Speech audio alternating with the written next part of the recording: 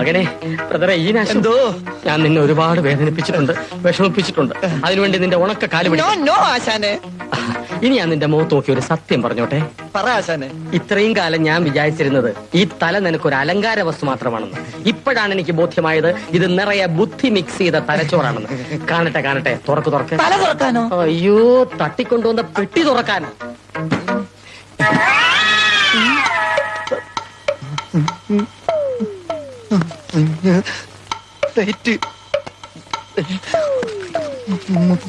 പുസ്തകം,